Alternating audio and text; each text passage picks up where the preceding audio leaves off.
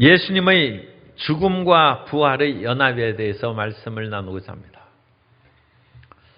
예수님께서 십자가에서 죽으신 것은 곧 우리 한 사람 한 사람 나 자신의 죽음이고, 예수님께서 부활하신 것은 곧 우리 한 사람 나의 부활이라는 것을 우리가 마음에 깨닫고 믿는 것이, 그것이 신앙의 핵심입니다. 그런데 부활은 죽어야 부활을 하는 것이죠. 그래서 오늘 우리가 말씀에 로마서 6장 1절부터 11절까지 말씀을 통해서 정말로 잘 죽는, 육신이 죽고 옛사람이 죽는 하나님의 은혜를 함께 누리고자 합니다. 이스라엘 백성들이 참으로 놀라운 기적을 많이 체험했습니다. 10가지 재앙을 통하여 하나님께서 애굽 사람들이 압제해서 이스라엘을 건져낼 때 그들은 하나님의 위대한 기적을 체험했습니다. 홍해가 갈라지는 것도 기적을 체험했고, 하늘에서 만나와 메추라기가 있고 반석에서 물이 나오는 기적도 체험했습니다. 그럼에도 불구하고 그 이스라엘 백성들의 어른들이 첫 세대는 가나안 땅에 못 들어갔습니다. 왜 못 들어갔습니까? 오늘 말씀에 의거해서 한마디로 말씀하면 육신이 죽지 않았기 때문입니다. 우리의 육신이 천국은 못 갑니다. 우리는 육신이 죽고 영이 거듭날 때 천국으로 들어가게 될 줄로 믿습니다. 그래서 그 이스라엘의 첫 세대들은 정말로 광야 40년 동안 다 죽었어요. 그런데 그와 같이 불순종한 첫 세대와 달리 어린 20세 미만의 세대들은 자라나서 하나님을 순종함으로 말미암아 젖과 꿀이는 가나안 땅으로 들어간 것입니다. 우리는 이스라엘 백성들이 출애굽 첫 세대 1세대와 2세대를 얘기하지만 그것을 오늘 크리스찬들에게 비유해서 표현하면 내 마음속에 있는 옛사람과 그리스도 예수 안에서 거듭난 새 사람의 두 사람이 우리에게 있는데, 옛사람으로 살면 반드시 죽을 것이요 새 사람으로 살면 젖과 꿀이는 가나안 땅으로 들어간다는 것입니다. 오늘 우리가 새해의 위대한 비전을 품고 도전해 나가는데 이 위대한 비전은 옛사람의 비전이 아니라 새 사람의 비전이 되어야 되고, 새 사람의 비전으로 전진해 나가면 반드시 하나님의 축복의 가나안 역사가 새해 올해 이루어지게 될 줄로 믿습니다. 로마서 6장에서는 11절까지 읽었습니다만 그 뒷부분까지 말씀을 드리면 크리스찬이 해결해야 될 두 가지 과제를 로마서 6장에서 말씀합니다. 그 과제는 끊임없이 죄악과 세상과 쾌락과 나 자신이 주인이 되어 살려는 그런 삶으로 잡아당기는 옛사람을 어떻게 처리하느냐는 문제예요.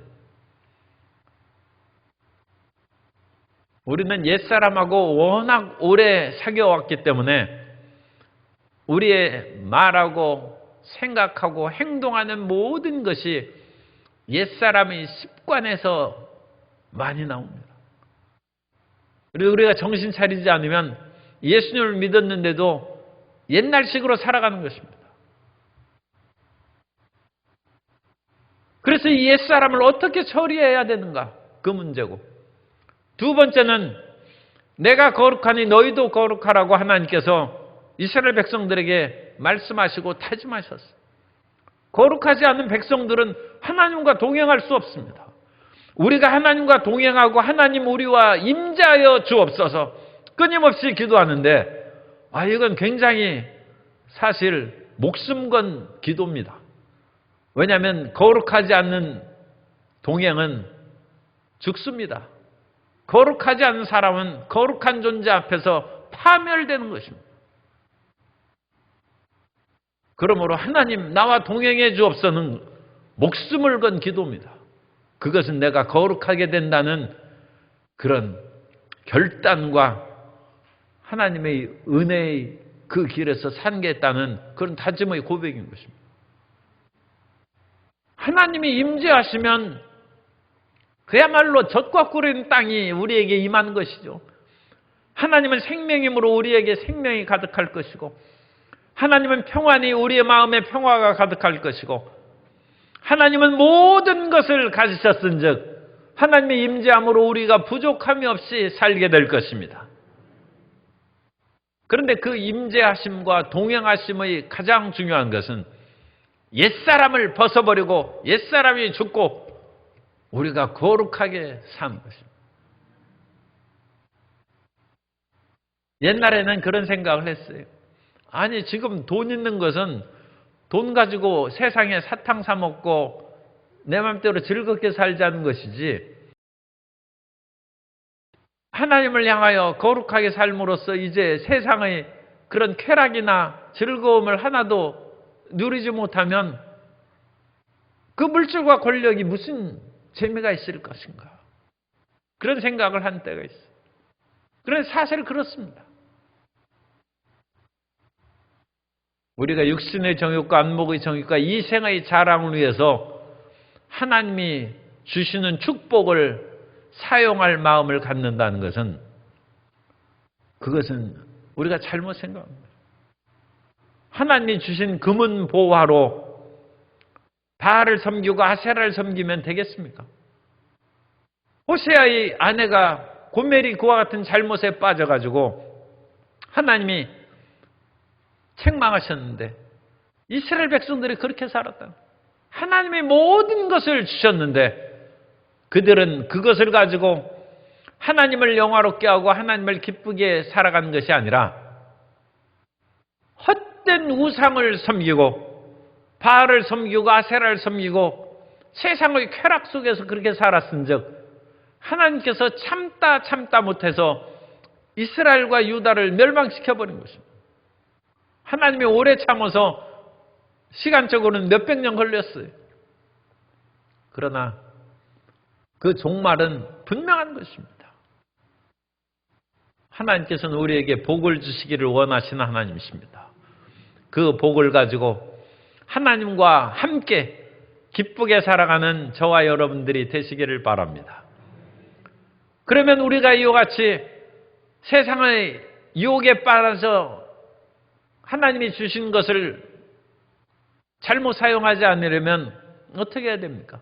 죄의 문제를 해결해야죠. 우리가 예수 그리스도 안에서 거듭나서 새롭게 살아갔는데도 불구하고 끊임없이 잘못된 생각이 들고 행동이 나온 것은 죄가 우리를 잡아당기기 때문이죠. 그래서 이 죄로 말미암아 우리가 고통과 좌절에 빠져 살아가는 것입니다. 베드로후서 2장 22절에 보면 참된 속담에 이르기를 개가 그 토하였던 것에 돌아가고 돼지가 씻었다가 더러운 구덩이에 도로 누웠다 하는 말이 그들에게 응하였도다. 하나님이 깨끗이 씻어주고 이전에 더러운 것들을 다 토해버리고 정결하게 되었는데 그 더러운 것으로 다시 돌아가면 무슨 유익이겠습니까? 하나님께서 다시 데려다가 또 씻기시겠죠. 70번에 7번이라도 7번에 70번이라도 하나님께서 씻겨주시겠죠. 그러나 그것으로 인하여 마음이 굳어지고 양심이 굳어지면 못 들이킬 수도 있어요. 이제 그게 큰 문제죠. 끊임없이 죄짓고 회개하고 죄짓고 회개하는 것은 얼마든지 할 수 있어요. 그건 죄지어도 회개해야 됩니다. 그러나 그러다가 그 마음이 굳어져서 그 굳어지는 것이 양심이 화인 맞은 것입니다. 이젠 죄에 대해서 무감각하게 된 지경에 이르면 마치 손이 너무 열심히 일해가지고 굳은 살이 맥히면 감각이 없어지고 심지어 지문까지 없어져. 발을 너무 많이 쓰고 우리가 걸어 다니니까 발바닥에 굳은 살이 붙으면 굳은 살이 못으로 찔러도 안 아파요. 어느 때는 그렇게 굳은 살이 bek히면 신발 안 신고 다녀도 괜찮나 그런 생각도 들긴 한데 또 그러다가는 어디 깨끗한 식당 들어가면 이 사람 신발도 안 신었으니까 들어오지 말라고 아마 그렇게 할 수도 있죠. 발바닥에 굳은 살이 bek히는 거죠. 그런데 손과 발바닥에 굳은 살이 bek히는 것이 문제가 아니라 우리의 양심이 그렇게 굳은 살이 bek히는 것을 화인 맞았다고 합니다. 그래서 우리의 옛사람은 끊임없이 죄하고 친하고 세상의 쾌락과 친해. 그런데 예수 그리스도 안에서 거듭난 우리의 새 생명, 그것을 새 사람입니다.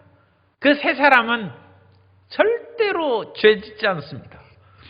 요한일서 3장 9절에 보면 하나님께로부터 난 자마다 죄를 짓지 아니하나니 이는 하나님의 씨가 그의 속에 거함이요 그도 범죄하지 못하는 것은 하나님께로부터 났습니다. 우리의 거듭난 새 사람은 죄를 못 짓는 사람입니다. 그런데 이 거듭난 새 사람과 우리의 옛 사람의 성향이 우리 마음 가운데 같이 들어있다는 거죠. 그래서 우리가 기도를 많이 하지 아니하고 말씀을 읽지 아니하고 예배드리지 아니하고 찬송하지 않으면 옛사람이 살아나서 옛사람이 우리를 주장하고 우리를 죄악 가운데 이끌어가는 것입니다. 그럼 우리의 새 사람은 속에서 눌려있는 것이죠. 눌려있는 거죠. 그래서 옛사람이 끊임없이 죄를 짓는데 회개하면 다시 옛사람이 힘을 못 쓰고 새 사람이 살아나서 겨우 이제 마음의 평안과 기쁨을 얻는데 그러다가 옛사람이 또 강해지면 새 사람이 또 눌리는 것이죠.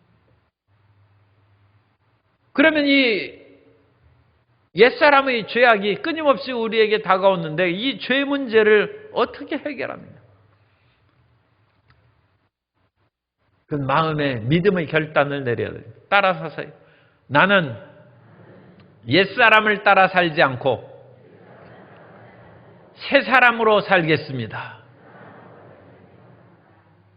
그 결단은 우리 마음 가운데 그 같은 결단을 내리면 성령님께서 도와주십니다. 옛날에 중학교 때 선생님이 한참 강의하는데도 수업 시간에 졸고 공부 안 한 사람이 있으니까 말을 끌어다가 물가에 데려갈 수는 있어도 그 물가에서 물을 마시고 안 마시는 것은 말에 달렸다는 거예요. 내가 여러분에게 아무리 잘 가르치고 그야말로 열심히 수학, 영어, 국어를 가르친다 할지라도 그걸 먹지 않고 받아들이지 않으면 여러분 자신이 손해고 내가 더 이상 할 수 없다는 것입니다. 그런데 하나님이 그러신 것입니다.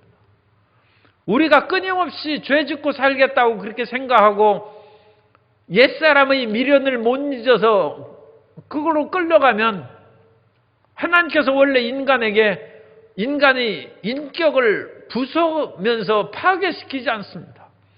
인간의 인격을 파괴시키는 것은 마귀가 하는 것이고 하나님은 인간의 인격을 존중하십니다. 죽겠다고 발버둥 쳐도 돌이키지 않으면 하나님이 어쩔 수가 없는 거예요. 그러므로 우리는 미련이 남아있다 할지라도 나는 믿음대로 죄하고 옛사람하고 결별하고 결별이라는 건 완전히 관계를 끊는 것이 결별이죠. 나는 주님 품에 안기겠습니다. 그 결단을 하면 하나님께서 우리를 인도해 주십니다. 그것이 우리는 옛날에 유신 참마의 고사예요. 김유신이 천관녀와의 사랑에 빠져가지고 매일 그곳에 들락거리다가 어머니 꾸지람과 나라를 위하여 일하는 대의를 위해서 살아야지 젊음을 그와 같이 자기 쾌락을 위해 살게 되겠느냐. 그런 가르침을 받고 이제 다시는 가지 아니라 결단을 내렸는데 낮에 열심히 공부하고 무술 연마하고 졸면서 말을 타고 왔더니 말이 다시 그 천관녀의 집으로 갔어요. 그러자 그 말에서 내려서 김유신이 말의 목을 쳤다는 것이죠.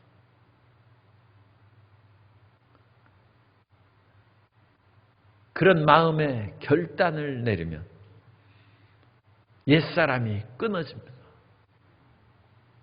물론 그 사이에 여러 번 넘어질 수 있어요. 그러나 끝까지 하나님의 도우심을 받고 나는 새롭게 살아겠습니다는 믿음의 결단만 없애지 않으면 하나님이 끝까지 도와주십니다. 베드로가 믿음의 그런 결단을 가지고 파도 위에 예수님께서 걸어오시는 것을 보고 만일 주시어든 나로 건너오라소서 하니까 예수님이 오라 하는데 베드로가 몇 발짝 걸어가다 바람과 파도를 보고 무서워서 빠져드는지라 주여 나를 구하소서 하니까 예수님께서 즉시 건져주셨어요. 왜 의심하였느냐 책망은 했지만 하나님은 버리지 않습니다. 예수님께서 베드로가 십자가에 못 박혀 돌아가신 그 전날 밤에 3번 부인할 것을 예수님께서 하셨어요. 베드로는 그야말로 기고만장하게 내가 죽는 데까지 예수님을 따라가겠습니다 했을 때 예수님께서 내가 닭이 울기 전에 오늘 3번 나를 부인할 것이다. 그런데 그 다음 말씀이 중요해요. 내가 너의 믿음이 떨어지지 않기 위하여 기도했노라. 주님께서는 예수님을 저주하고 맹세할 베드로를 위해서도 기도해 주십니다. 왜냐하면 베드로는 연약하기 때문에 예수님을 진정 믿고 따르고 싶어도 그 연약함으로 인하여 큰 잘못을 범할 것을 주님께서 알기 때문에 그 마음에 결단이 있으면 주님께서 우리를 위하여 기도해 주시고 우리를 이끌어 주신 줄 믿습니다. 그래서 우리 마음에 그와 같이 결심을 하는 게 중요해요. 그런데 이 결심을 하기까지도 시간이 오래 걸려요. 어거스틴이 그런 기도를 했어요. 예수님을 믿은 후에 여전히 그 마음에 그런 세속적인 정욕과 사랑을 끊지 못했어요. 하나님, 이와 같은 정욕의 노예로 제가 언제까지 살겠습니까? 주님, 이 잘못된 마음을 끊어 주옵소서. 그런데 지금 당장은 하지 마옵소서. 참 솔직하게 조금 더 이 세상을 그냥 즐기고 살 동안 좀 여유를 더 달라. 그러나 언젠가는 끊어버리겠습니다. 마음의 결단을 내립니다. 그 마음의 결단을 내립니다. 그래서 우리가 믿음의 결단을 갖는 것이 첫 번째 중요하고 그 다음으로 우리는 믿음으로 살기 위해서 육신이 죽었다는 것을 우리가 깨닫고 선포할 필요가 있습니다. 예수님을 믿는 사람, 그리고 특별히 예수님을 믿고 침례를 받은 사람은 예수님과 함께 죽은 것을 확실히 체험해야 됩니다. 그러므로 침례를 안 받은 분은 반드시 침례를 받아야 돼요. 왜냐하면 침례는 물속에 들어간 것. 그래서 물속에 잠기는 것은 무덤에 장사 지내는 것을 상징합니다. 물속에 들어가면 죽죠. 그런데 침례 받을 때는 물속에 들어가도 안 죽어요. 괜찮아요. 그러니까 그건 기억하셔서 물속에 오래 들어가면 죽지 그거 아니 물속에 들어가는데 5초 10초 사람이 5초 10초 숨 안 쉰다고 그건 전혀 문제 없습니다. 어떤 사람은 1분, 2분도 숨 안 쉬고 그렇게 물속에서 자맥질을 하고 다니고, 심지어 오랫동안 해녀들은 얼마나 숨을 참고 그거 지냅니까? 그러니까 침례를 받을 때는 그냥 물속에 완전히 잠겨야 돼. 그 잠김으로써 나의 옛사람이 물에 잠겨서 죽었다는 거야. 죽었다는 거야. 그걸 상정합니다. 그래서 우리는 세례, 약식 세례를 하지 않는 것은 침례를 하는 것이 그것이 성경적이고 우리에게 깊은 그와 같은 깨달음을 주기 때문입니다. 그러니까 원래 침례를 줄 때는 우리는 그냥 제가 앉으라고 하는데, 원래 그렇게 안 주고 옛날식으로 하면 뒤로 확 넘어뜨려. 그리고 뒤로 넘어지면 이제 그 코에 물이 들어가니까 손으로 코를 이렇게 막고, 그래가지고 뒤로 그냥 그래가지고 완전히 뒤로 누이는 것이죠, 물속에. 이 완전 죽는 거예요. 그리고 거기에서 나옴으로써 나는 죄에 대해서 죽고 물 밖으로 나올 때 그리스도와 예수와 함께 살아났다. 그래서 그 침례를 생각하면서 나는 그리스도와 함께 죽었다는 것을 끊임없이 마음 가운데 되새기고 되새기는 것입니다. 오늘날 많은 사람들이 예수님의 십자가 죽음은 나를 위하여 대신 죽으신 것이다. 그래서 예수님의 십자가 죽음을 나의 죄를 대신해서 죽은 것이다. 그것만을 강조하는데 성경적인 믿음입니다. 그러나 그것은 한쪽만의 믿음입니다. 왜냐하면 로마서 5장에서는 예수님의 죽음은 우리 죄를 대신해서 죽은 것이라고 분명히 말씀하고 있지만, 로마서 6장에서는 예수님의 죽음은 우리와 함께한 죽음이라는 연합된 죽음을 얘기하고 있어요. 그래서 예수님의 십자가 죽음은 두 가지 사실을 성경에서 말씀하고 있어요. 따라서 하세요. 대속의 죽음, 연합된 죽음. 예수님이 죽으신 것은 나를 대신해서 죽은 거예요. 그래서 내 죄가 예수님을 믿음으로 말미암아 그냥 속함을 받은 거예요. 그런데 그 다음도 중요합니다. 대속의 죽음으로 말미암아 우리가 자유를 얻고 평화를 얻고 사는 것은 홍해를 건너서 그 광야에서 사는 이스라엘의 첫 세대와 마찬가지예요. 그런데 그 첫 세대들은 자기는 안 죽었어요. 그래서 육신의 죽음이 있지 않고 여전히 살아있기 때문에 그 사람들은 젖과 꿀인 땅에 못 들어갔습니다. 자기 자신이 연합된 죽음으로 말미암아 옛사람이 죽었다는 것을 마음에 깨달으면 젖과 꿀인 땅으로 들어가는 것입니다. 로마서 5장 6절 이하의 말씀을 보면, 5장 6절 우리 다 같이 읽겠습니다. 우리가 아직 연약할 때 기약대로 그리스도께서 경건하지 않은 자를 위하여 죽으셨도다. 의인을 위하여 죽는 자가 쉽지 않고 선인을 위하여 용감히 죽는 자가 혹 있거니와, 우리가 아직 죄인 되었을 때 그리스도께서 우리를 위하여 죽으심으로 하나님께서 우리에 대한 자기의 사랑을 확증하셨느니라. 예수님이 우리를 위하여 죽으셨다는 거예요. 우리 대신해서 죽었다는 거예요. 그래서 내가 사는 거예요. 예수님의 대속의 죽음이 분명한 성경의 가르침입니다. 그런데 로마서 6장 3절 이하에 보면, 무릇 그리스도 예수와 합하여 침례를 받은 우리는 그의 죽으심과 합하여 침례를 받은 줄을 알지 못하느냐. 연합된 죽음이죠. 그러므로 우리가 그의 죽으심과 합하여 침례를 받음으로 그와 함께 장사되었나니, 우리도 죽었다는 것입니다. 이는 아버지 영광으로 말미암아 그리스도를 죽은 자 가운데서 살리심과 같이 우리로 또한 새 생명 가운데서 행하게 하려 함이라.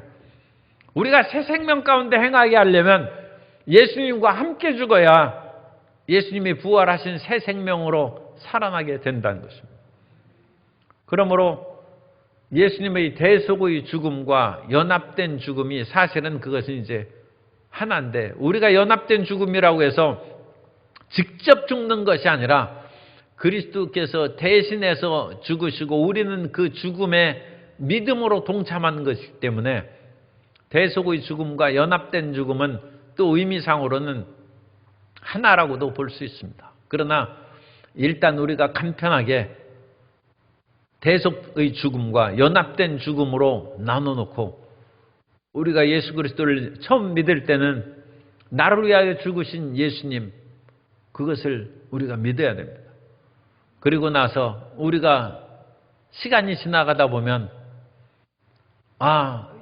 옛사람이 끊임없이 나를 잡아당기고 세상대로 살아가려고 하는데, 그때 우리는 예수님이 나를 위하여 죽으셨을 뿐만 아니라 나는 예수님과 함께 죽었다는 것을 우리가 선언하고, 예수 그리스도 안에서 내가 죽었는데 죽은 사람이 무엇을 주장하고 세상에 대한 무슨 미련이 있겠습니까? 이미 죽었는데. 그 믿음을 가져야 우리가 옛사람의 유혹에서 벗어날 수 있고 죄의 유혹에서 벗어날 수 있다는 것입니다. 옛사람은 개선이 안 됩니다. 그래서 옛사람을 고치는 것은 불가능합니다. 그래서 옛사람은 고치는 것이 아니라 십자가에서 죽는 것입니다. 예수님과 함께 십자가에서 죽고, 이제 산 것은 내가 아니요 내 안에 오직 그리스도께서 사신 것이라는 그런 고백으로 우리가 외치고 살아갈 때 옛사람이 우리를 주장하지 아니하고 우리는 새 사람으로 살아가게 될 줄로 믿습니다. 그러므로 갈라디아서 2장 20절을 우리가 다 같이 읽습니다. 내가 그리스도와 함께 십자가에 못 박혔나니, 여기도 함께죠. 연합된 죽음입니다. 그런즉 이제는 내가 사는 것이 아니요 오직 내 안에 그리스도께서 사시는 것이라. 이제 내가 육체 가운데 사는 것은 나를 사랑하사 나를 위하여 자기 자신을 버리신 하나님의 아들을 믿는 믿음 안에서 사는 것이라. 그래서 우리가 예수님 안에서 함께 죽은 것입니다. 함께 죽은. 그리고 함께 죽으면 놀라운 일이 있는 것이 예수님과 함께 다시 부활한다는 것입니다. 부활의 생명은 놀라운 것이 돼서 다시 죽는 것이 없다고 그랬죠.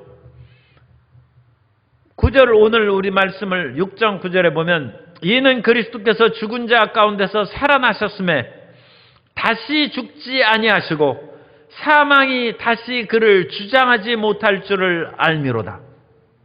옛사람으로 산 사람은 예수님을 믿은 후에도 죽기를 두려워하는 거예요.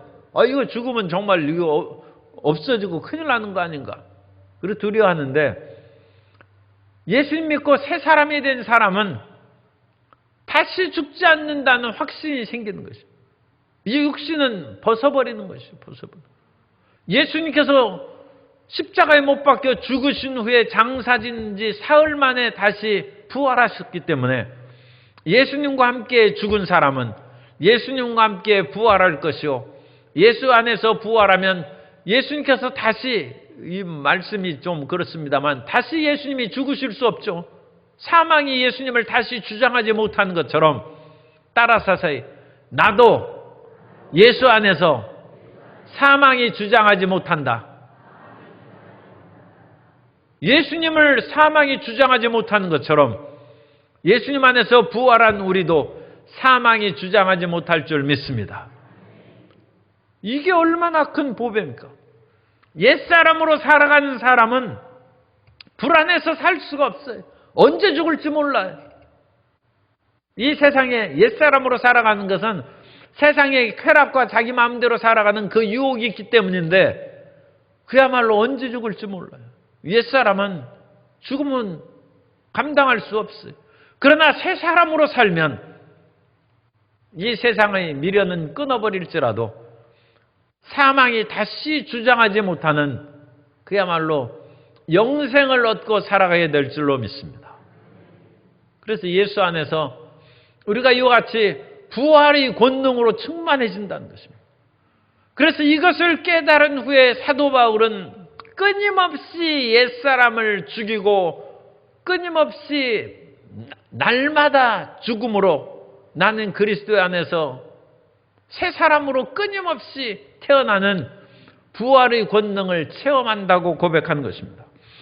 빌립보서 3장 10절 이하에 보면 내가 그리스도와 그 부활의 권능과 그 고난의 참여함을 알고자 하여 그의 죽으심을 본받아 어떻게 해서든지 죽은 자 가운데서 부활에 이르려 하노니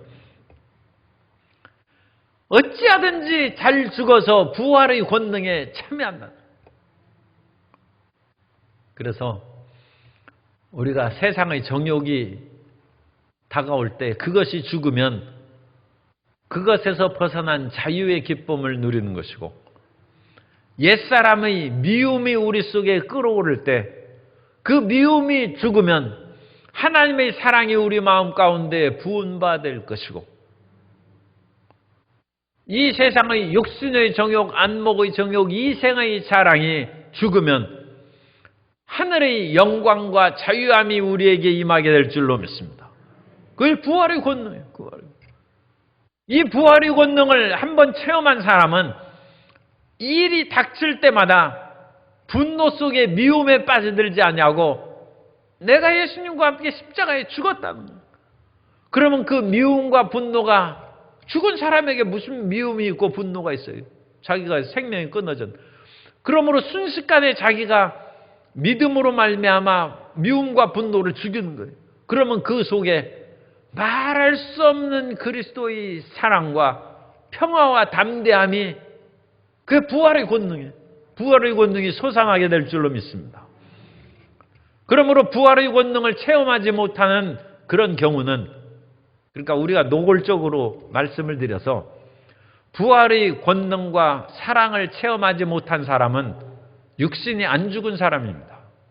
여전히 옛사람으로 살아가기 때문에 부활의 능력이 안 나타납니다. 아니, 죽지 않았는데 무슨 부활의 능력이 있어요? 그러나 우리가 가정에서, 직장에서, 교회 안에서 내가 그리스도 예수와 함께 죽은 그 믿음을 가진 사람은 끊임없이 그런 일과 고통스러운 일이 다가올 때마다 부활의 권능을 체험하게 될 줄로 믿습니다. 그러므로 올해에는 부활의 권능을 넘치도록 체험받는 성도 여러분 되시기를 예수님의 이름으로 축원합니다. 죽어야 부활의 권능이 있지, 여전히 내가 살고 내가 내게 하고 주장하고 그러는데 무슨 그리스도의 부활의 권능이 있어요? 그러나 내가 그리스도 예수와 연합하여 죽었다 할 때는 그리스도의 부활의 권능이 성령으로 말미암아 우리 속에서 솟아나옵니다. 끊임없이 부활의 권능이 솟아나옵니다. 그것이 예수님 믿는 참 기쁨이요, 예수님 믿는 사람의 그런 특권입니다. 그게 진짜로 죽는 것이 아니라 이 믿음으로써 죽고 부활의 권능을 일마다 때마다 맛보는 것입니다. 육신의 옛사람의 지혜와 능력으로는 살아가는 것이 이 세상에서 별 실력도 없고 실패했어요. 그러나 내가 죽고 부활하신 예수 그리스도의 권능으로 체험받으면 우리에게 지혜와 명철이 충만하게 될 줄로 믿습니다. 그러므로 죽지 않는 사람이 되었는데 이 세상에 죽어가는 사람들하고 경쟁해서 얼마든지 이길 수 있는 것이죠. 죽었다가 살아나면 우리에게 지혜와 능력이 있어서 영적인 눈이 열리고 귀가 열리고 입이 열립니다. 그 영적인 귀가 열리고 눈이 열리고 입이 열리는 증거가 사도행전 2장 1절부터 나오는 그 말씀이에요. 우리가 잘 아는 그와 같은 오순절이 이름에 성령이 임했다고 그랬죠. 베드로가 이와 같은 예수 그리스도의 부활의 권능이 체험되지 않았을 때는 그야말로 예수님이 잡히시던 그 대제사장의 뜰에서 자기 죽을 거 무서워가지고 나 예수님 모른다고 하는 초라한 모습을 보였어요. 그러나 사도행전 2장 1절 이하에서 오순절 날이 이미 이름에 그들이 다 같이 한 곳에 모였더니 호련히 하늘로부터 급하고 강한 바람 같은 소리가 있어 성령이 운행하시는 소리를 들을 수 있습니까? 영의 귀가 열렸다는 것이죠. 이건 세상 바람 소리가 아닙니다. 하늘로부터 오는 그런 성령의 운행하심을 듣는 영의 귀가 열렸고, 그리고 그들이 앉은 온 집에 가득하며 마치 불의 혀처럼 갈라지는 것들이 그들에게 보였어요. 성령 받을 때 위에 불이 보인 사람도 가끔 있어요. 불덩어리가 떨어진 사람도 있지만, 성도 여러분, 성령 받을 때 불 봤어요? 그 불의 혀같이 갈라지는 것을 다 볼 필요도 없기 때문에 하나님께서는 모든 사람에게 보여주진 않고 간혹 그 불덩어리가 자기에게 떨어지는 것을 보는 사람들의 간증을 우리가 듣습니다. 불이 보았다는 것은 눈이 열려, 영의 눈이 열려. 예수 안에서 죽었더니 영의 귀가 열리고 영의 눈이 열리고 또 새롭게 입이 열려서 방언으로 말하기 시작해요. 입이 열려서 새로운 말이 열린다. 이 위대한 하나님의 역사를 우리가 체험하고 싶지 않습니까? 이건 참 대단한 것이죠. 이 세상에서 눈이 열린 사람은 세상을 살아가는데 얼마든지 지혜롭게 살죠. 이런 비유가 좋지는 않은데 어쨌든 눈이 열린 사람은 어디 가서 집을 사고 땅을 사더라도 그걸 가지고 엄청나게 또 많은 수입을 올리죠. 사람이 귀가 열리고 그럼으로써 듣는 것을 하늘의 음성을 듣고 하는 사람은 그런 지혜와 계시의 영으로 말미암아 이 세상을 넉넉히 이기고 사는 것이고, 그 입에서 새로운 말을, 하늘의 음성을 얘기한 사람은 다른 사람에게 더 놀라운 설득력과 파급력을 가지는 그런 언어를 구사할 수 있는 것입니다. 오늘 우리가 세상에서 태어난 능력, 그것을 탓할 것이 아니라, 어떤 사람은 그렇게 좀 지혜롭게 태어나고 좀 그렇지 못하게 태어나고 그러는 것이죠. 그런데 그것이 전혀 문제가 되지 않는 것은 우리가 예수 그리스도 안에서 새 사람이 되면 이 위대한 부활의 능력이 나타나 새로운 영의 귀가 열리고 눈이 열리고 입이 열리는 복을 받게 될 줄로 믿습니다. 그런데 그것을 어찌 받습니까? 옛사람이 죽으면 부활의 권능이 나타난다. 옛사람이 죽으면 부활의 권능이 우리에게 나타나서 우리가 그와 같이 살아갈 수 있다는 것입니다. 그래서 우리가 완전히 새로워지면 그리스도 예수 안에서 새 것이 된 것입니다. 고린도후서 5장 17절에 그런즉 누구든지 그리스도 안에 있으면 새로운 피조물이라, 이전 것은 지나갔으니 보라 새 것이 되었도다. 새 사람으로 살아가는 우리 성도 여러분 되시기를 바랍니다. 새해가 중요한 것이 아니라 그리스도 예수 안에서 완전히 새롭게 살아가는 그것이 중요한 것입니다. 그래서 우리는 마음에 옛사람을 쫓아 살지 아니하고 새 사람으로 살아가겠다는 그런 마음의 결단과 믿음으로 나아가야 됩니다. 에베소서 4장 22절 이하를 우리 다 읽겠습니다. 너희는 유혹의 욕심을 따라 썩어져가는 구습을 따르는 옛사람을 벗어버리고 오직 너희 심령이 새롭게 되어 하나님을 따라 의와 진리의 거룩함으로 지으심을 받은 새 사람을 입으라. 그래서 옛사람을 벗어버려.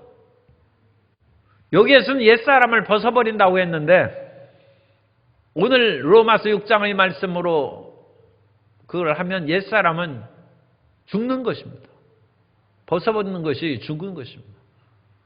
그래서 옛사람이 죽은 만큼 새 사람의 능력으로 살 수 있습니다. 옛사람이 많이 살아있으면 예수님을 믿어도 새 사람은 조금밖에 살지 못해요. 그러나 옛사람이 죽으면 죽을수록 새 사람이 많이 나타나서 그것으로 말미암아 하나님의 권능이 우리의 삶 가운데 부활의 권능이 임하게 될 줄로 믿습니다. 갈라디아서 5장 16절을 읽습니다. 갈라디아서 5장 16절. 내가 이르노니 너희는 성령을 따라 행하라. 그래야면 육체의 욕심을 이루지 아니하리라. 그대로 있어요. 16절. 성령을 따라 행하는 것이 새 사람이고 육신의 욕심은 옛 사람이에요. 그 다음에 읽겠습니다. 육체의 소욕은 성령을 거스르고 성령은 육체를 거스르나니 이 둘이 서로 대적함으로 너희가 원한 것을 하지 못하게 하려 함이니라. 매일 갈등 가운데 서로 싸우면 그 뭐가 되겠어요? 집안도 아내와 남편이 부창부수해서 서로 힘을 합해서 같이 장단 맞춰서 노래하면 화목한 가정이 되지만 남편과 아내가 매일 서로 다투고 자기 권리만 주장하면 어떻게 되겠어? 나라도 여야는 서로 싸우니까 그거 놔두고 여당끼리도 그 안에 서로 의견이 달라요. 야당끼리도 서로 달라요.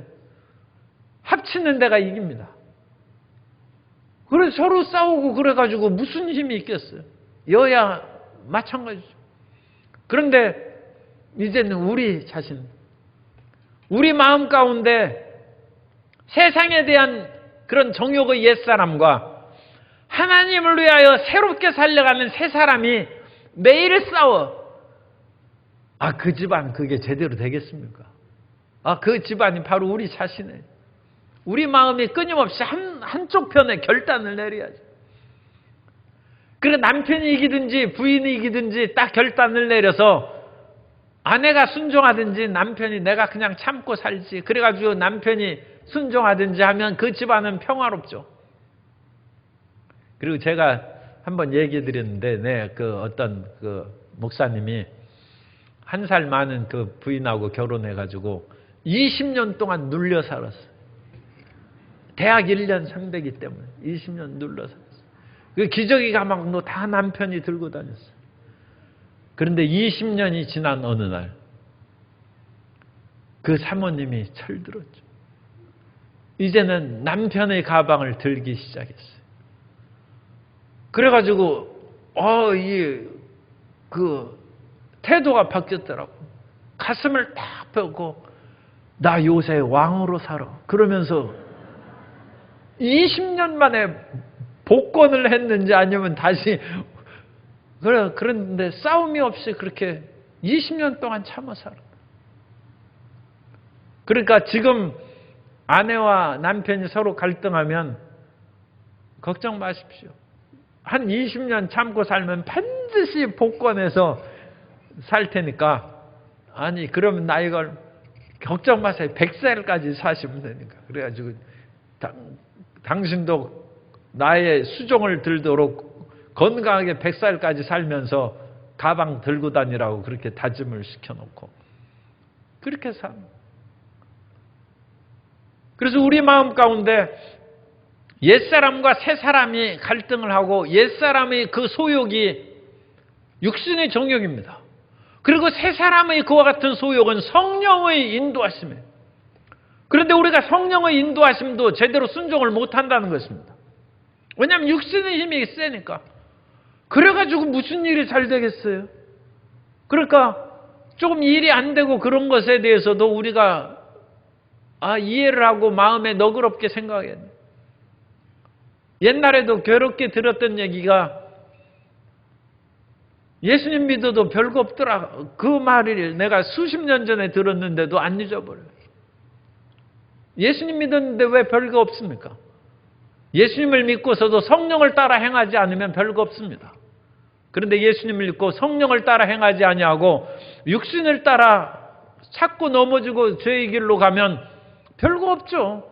왜냐하면 옛사람으로 살아갔는데 예수님의 능력이 나타나겠습니까?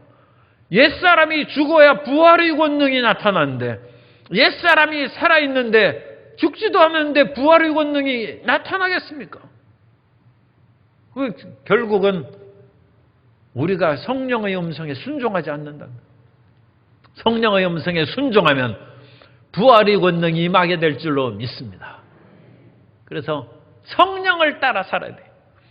그리고 로마서 6장 11절 우리 다 같이 읽습니다. 로마서 6장 11절 이와 같이 너희도 너희 자신을 죄에 대하여는 죽은 자요 그리스도 예수 안에서 하나님께 대하여는 살아있는 자로 여길지어다. 다시 말씀을 조금 바뀌었어요. 죄에 대해서 죽은 자예요. 옛사람에 대해서 죽은 자요.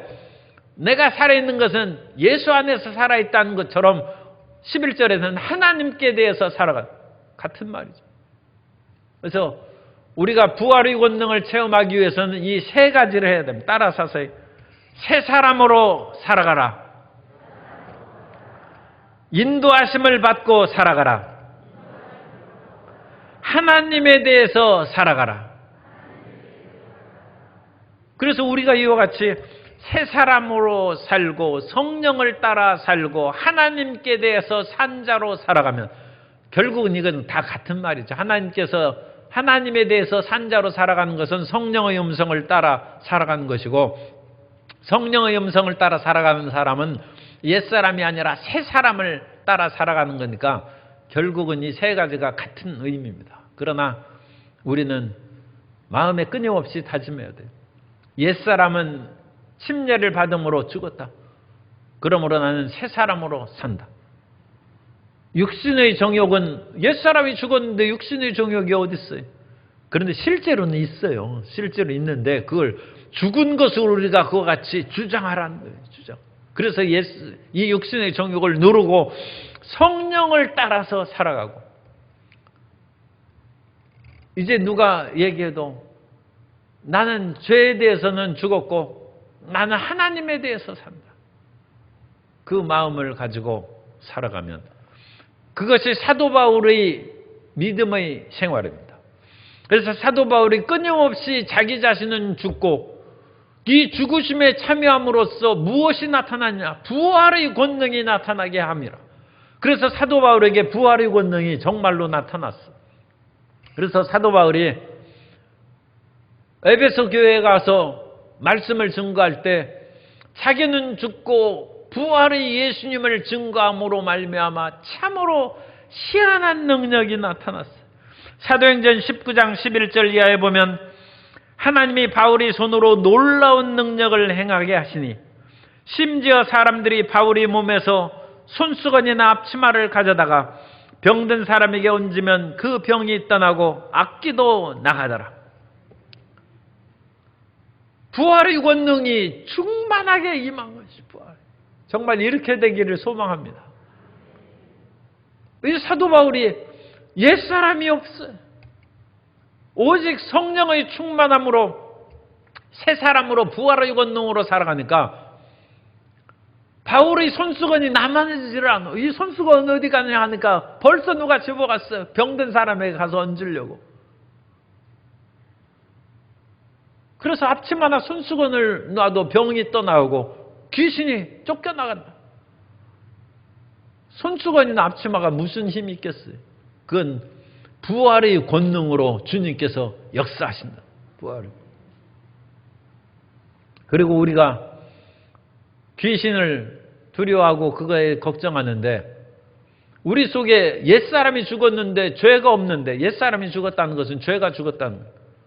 죄를 가지고 우리를 올가매는 것이 마귀입니다. 귀신인데 아니 죄에 대해서 죽었는데 귀신이 우리하고 무슨 상관이 있어? 귀신은 무기력한 것이죠. 그래서 마귀는 우리에게 아무 힘을 행사할 수 없어요. 마귀를 대적하라. 그러면 저가 피하리라. 왜냐하면 마귀가 와서 건드릴 수가 없어요. 요즘 얘기하는 검찰이 조사를 하고 뭐하고 죄가 있어야 그것을 잡죠. 죄가 없는 사람도 붙잡아 가두기도 합니까? 어쨌든 그런 세상이 희한해서 그런 일도 있을 수 있다면 하나님께서는 그것까지도 막아주실 줄 믿습니다. 건드릴 것이 없는데 흑암의 세력이 어찌 우리를 괴롭힙니까? 그래서 이런 거짓된 세상까지도 우리를 굴복시키지 못하고 우리가 세상을 이기고 승리하며 살아가게 될 줄로 믿습니다. 요한일서 4장 4절에 보면 자녀들아 너희는 하나님께 속하였고 또 그들을 이기었나니 이는 너희 안에 계신 이가 세상에 있는 자보다 크심이라. 따라서서 내 안에 계신 예수님이 세상에 있는 마귀보다 크시다. 세상에 있는 어떤 거짓된 세력보다 예수님이 크고 위대하십니다. 그러니까 내 안에 예수님이, 내 안에 성령님께서 마음대로 부활의 권능을 드러낼 수 있도록, 그래서 사망의 세력이 철폐되고 죄악의 어떤 그림자도 우리를 사로잡지 못하게 살아가면 틀림없이 올해 놀라운 승리가 있고 젖과 꿀이는 땅을 얻게 될 줄로 믿습니다. 우리가 하나님을 어떻게 기쁘게 할까? 또 우리가 예수님을 믿었는데도 끊임없이 죄악의 옛사람이 우리를 잡아당기는데 그것을 어떻게 처리할까? 고심이 많죠. 그런데 그럴 때마다 먼저 우리는 결단을 해야 됩니다. 세상 던지고 십자가 바라보고 내가 이제까지 세상 즐길 만큼 즐기고 살아왔다. 그렇게 마음에 다짐을 해야 돼요. 그리고 난 이제부터 남은 인생은 예수님을 위해서 살겠다. 믿음의 결단입니다. 믿음의 결단을 하면 주님께서 도와주십니다. 그래서 우리 마음 가운데 믿음의 결단을 내린 후에 옛사람 또는 죄악이 우리를 유혹할 때마다 나는 침례를 받음으로 옛사람이 죽었다.